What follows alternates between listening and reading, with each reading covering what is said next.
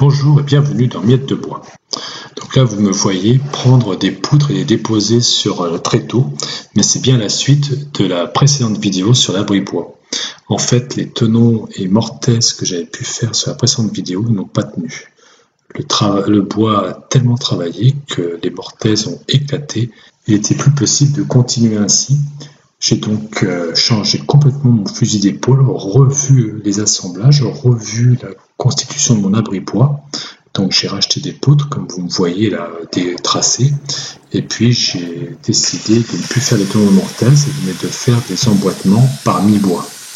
Donc pour ça, j'utiliserai plus ma défonceuse avec le gabarit que vous avez pu me voir faire, mais la scie circulaire. Et je vais effectuer comme ça une série de découpes pour réaliser mes entailles. Je vais vous expliquer ça plus en détail sur les vidéos.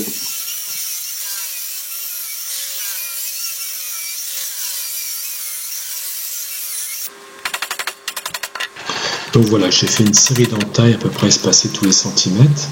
Ensuite, je viens les casser au marteau.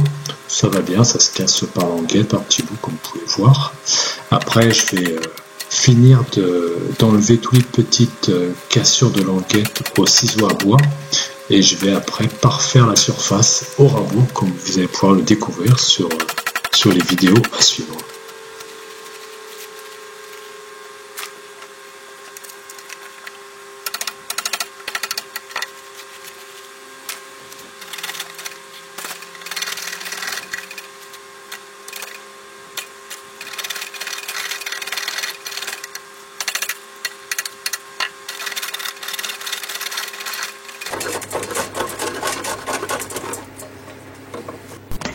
Cette méthode génère moins de poussière, moins de copeaux, mais beaucoup de morceaux de bois. Et pour éviter d'en avoir partout, je les mets dans un bac que je jette au fur et à mesure. Et du coup, j'ai un chantier un peu plus propre. Donc là, juste scier avec des petites bandes fines à la scie circulaire, plus casser les petits bouts, la scie n'est pas passée au ciseau à bois. Là, la même chose avec un petit coup de rabot en plus. Et là, la surface, elle est acceptable pour faire ce type de raccordement. Donc, pendant que mes poutres sont sur les tréteaux, je fais un petit contrôle d'encastrement pour ne pas avoir de surprise. Et je viens fignoler, affiner au rabot jusqu'à ce que le bois puisse rentrer, mais légèrement en force. Allez, ok. Voilà, tous mes pieds sont faits. J'ai pratiqué à chaque fois toutes les pièces à l'identique. C'est plus rapide. Par contre, s'il y a une erreur, l'erreur elle est partout. Là, je suis en train de finir les encastrements des traverses hautes et basses de l'arrière de l'abri de bois.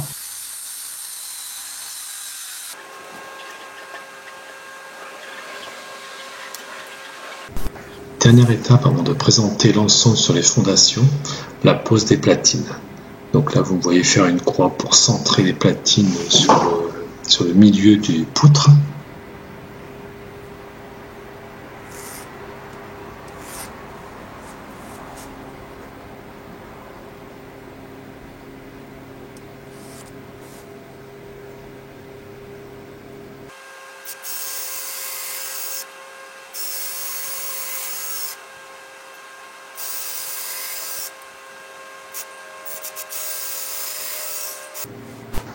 Donc les platines bien sûr vont être vissées sur les poutres et j'ai fait le choix de mettre une goutte de colle sur les vis des vis pour être sûr qu'il n'y ait pas de trous, d'orifices, pour éviter des remontées d'humidité ou même des nuisibles qui viennent s'y loger.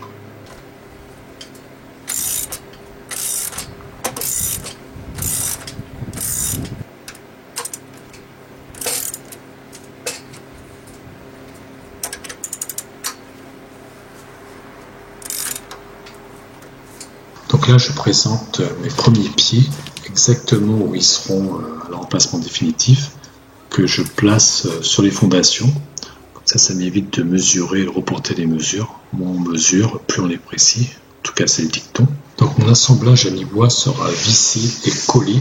J'utilise une colle qui a la propriété en séchant de prendre du volume. Ça va me permettre, en tout cas c'est le but, de combler toutes les petites interstices et éviter ainsi l'humidité ou que se logent des petites bêtes. et j'espère ainsi améliorer la longévité de mes fixations et de mon abri de bois. Donc retour sur les tréteaux, parce que posé sur le sol, c'était impossible de pouvoir serrer les deux bastins de chaque côté de la poutre. Donc là vous allez voir que je vais avoir recours au serre-joint pour plaquer comme il faut mes deux bastins, pour pouvoir faire un bon serrage et un bon encastrement.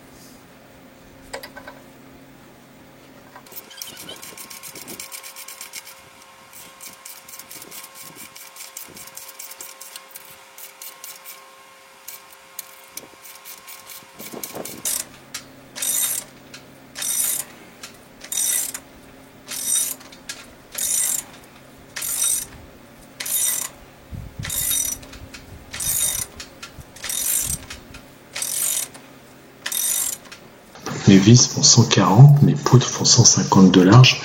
Donc la méthode utilisée, c'est que j'en mets deux d'un côté en diagonale et deux de l'autre côté dans l'autre diagonale pour venir serrer et uniformiser le serrage sur mes montants de part et d'autre de la poutre. Donc même chose pour l'autre poutre, seulement là j'ai la difficulté supplémentaire, c'est qu'il faut à tout prix que mes deux bastins soient bien reposés sur la poutre. Donc là, j'ai dû faire appel non seulement au serre-joint, mais à des sangles pour les maintenir vraiment bien plaqués et bien serrés.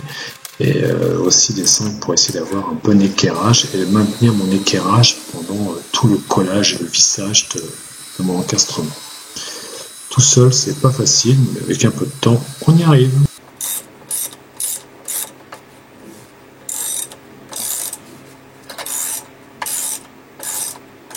Et voilà, un de fait, plus que deux. En fait, là, petit moment de panique, en prenant la hauteur, je suis 12 cm trop haut.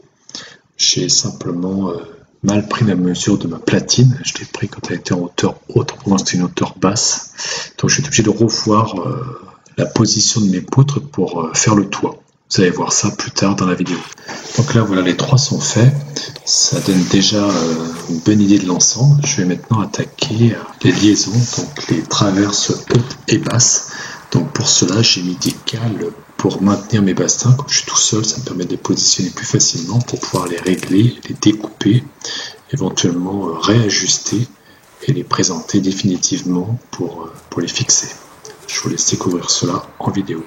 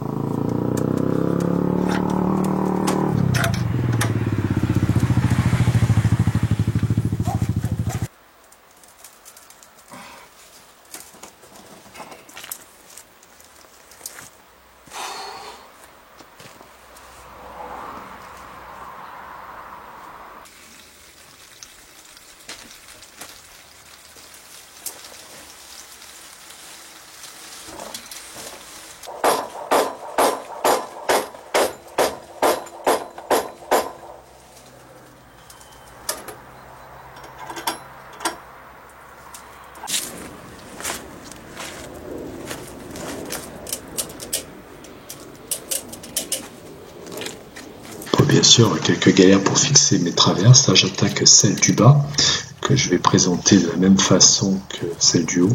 Par contre, je ne vais pas les visser tout de suite, parce que je vais d'abord sceller les poteaux, et je finirai d'ajuster si c'est nécessaire.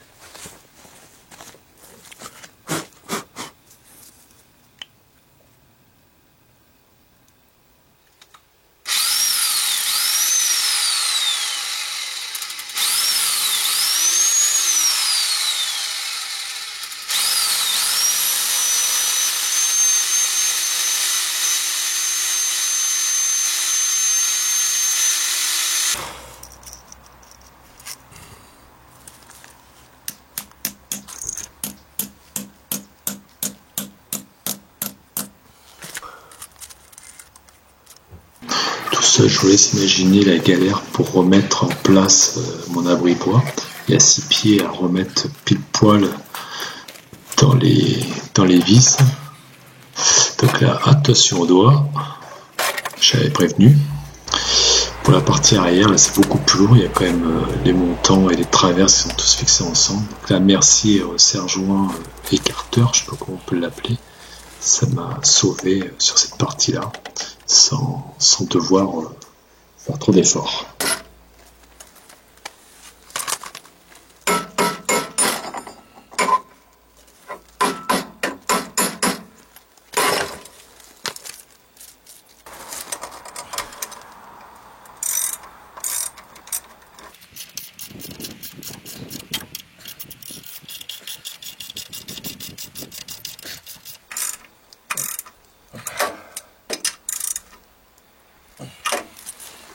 Voilà le résultat pour une journée bien remplie. Ça va quand même plus vite avec cette méthode à mi-bois. La suite est fin de la construction de l'abri bois dans 15 jours et je referai une autre vidéo ensuite pour l'aménagement de l'abri bois pour stocker mon bois et quelques autres choses. Voilà, n'hésitez pas si ça vous a plu à laisser un pouce, à vous abonner et à laisser des commentaires. Je vous dis à dans 15 jours. Au revoir.